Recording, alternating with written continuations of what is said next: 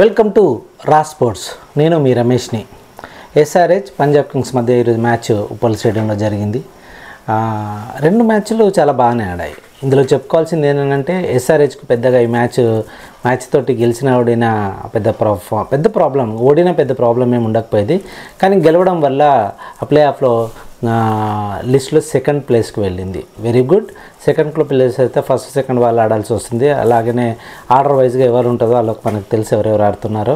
కానీ ఈరోజు ఎస్ఆర్హెచ్ అలాంటి ఇంపార్టెంట్ మ్యాచ్ కాకపోయినా, వీళ్ళు గెలవకపోయినా ప్లే ఆఫ్లో ఉండేవాళ్ళు. ఈ 4 టీమ్స్లలో ఏదో ఒక టీం తోటి వీళ్ళు మ్యాచ్ ఆడేవాళ్ళు. అయినా కానీ ఈరోజు ఎస్ఆర్హెచ్ చాలా సూపర్గా ఆడిందని చెప్పేసేయాలి. వాళ్ళకి అంత ఇంపార్టెంట్ మ్యాచ్ కాకపోయినా చాలా ఇంపార్టెంట్ లాగానే వీళ్ళు మ్యాచ్ ఆడిందని చెప్పేసేయాలి.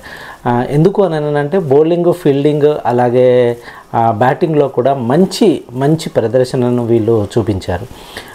ఫస్ట్ బ్యాటింగ్కి వచ్చిన పంజాబ్ కింగ్స్ 20 ఓవర్లకు 214 పరుగులను 5 వికెట్ల నష్టానికి చేసింది.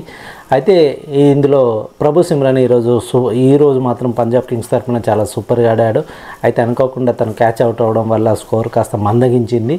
అయినా కానీ నెక్స్ట్ వచ్చిన బ్యాట్స్మెన్స్ అందరూ వాళ్ళ వంతుగా వాళ్ళ స్కోర్ చేసుకుంటూ వెళ్ళారు. అందుకోసమే పంజాబ్ కింగ్స్ 218 పరుగులకి 5 వికెట్ల నష్టాన్ని కోల్పోవడం జరిగింది 20 ఓవర్లలో. అయితే సెకండ్ ఇన్నింగ్స్కి బ్యాటింగ్కి వచ్చిన ఎస్ఆర్హెచ్ మాత్రం ఫస్ట్ ఓవర్లో ఫస్ట్ బాల్కే ట్రావెన్ హెడ్స్ ఒక వికెట్ని కోల్పోవడం అనేది జరిగింది. అక్కడ పంజాబ్ కింగ్స్కి కాస్త పాజిటివ్నెస్ ఉన్నా కానీ అభిషేక్ శర్మ సూపర్గా ఆడాలని చెప్పేసేయాలి. ఏదైతే 38 సర్కిల్ ఉంటుందో ఆ 38 సర్కిల్ ఉన్న 6 ఓవర్స్ తను సూపర్గా పర్ఫార్మెన్స్ చేసిందని చెప్పేసేయాలి.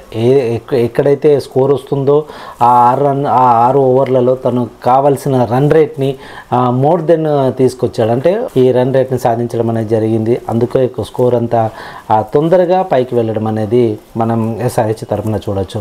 అయితే ఎప్పుడైతే అభిషేక్ శర్మ అవుట్ అయ్యాడో అప్పుడు కూడా నెక్స్ట్ వచ్చిన నితీష్ రెడ్డి కానీ, లేకపోతే షబాజ్ కానీ, లేకపోతే సమీద్ కానీ, వీళ్ళందరూ వారి ఆట తీరుని చాలా చక్కగా చూపించారు. వాళ్ళ స్కోర్ని తక్కువ బాళ్ళల్లో ఎక్కువ రన్స్ చేయడం అనేది మనకి T20లో కావాల్సిన విషయం. వీళ్ళు అలాగే ప్లాన్ చేసుకొని లాస్ట్ ఓవర్ వరకు, అంటే 5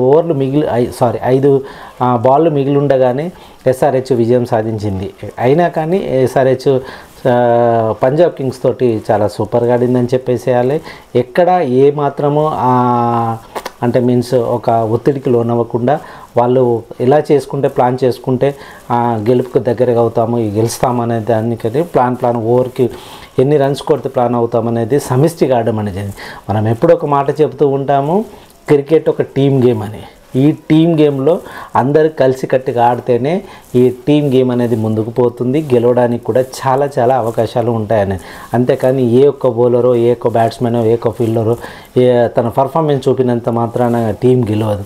టీంలో అందరు కలిసి సమిష్టిగా ఆడి ప్రతి ఒక్క క్యాచ్ని కానీ, ప్రతి ఒక్క బౌలర్ కానీ, ప్రతి ఒక్క బ్యాట్స్మెన్ కానీ వారికి ఇచ్చిన ఆ రోల్ని వాళ్ళు పోషించగలిగితేనే ఈ యొక్క టీం అనేది మనకి విన్నింగ్ రూపంలో ఆ టీం జట్టు యొక్క పర్ఫార్మెన్స్ కనిపిస్తూ ఉంటుంది.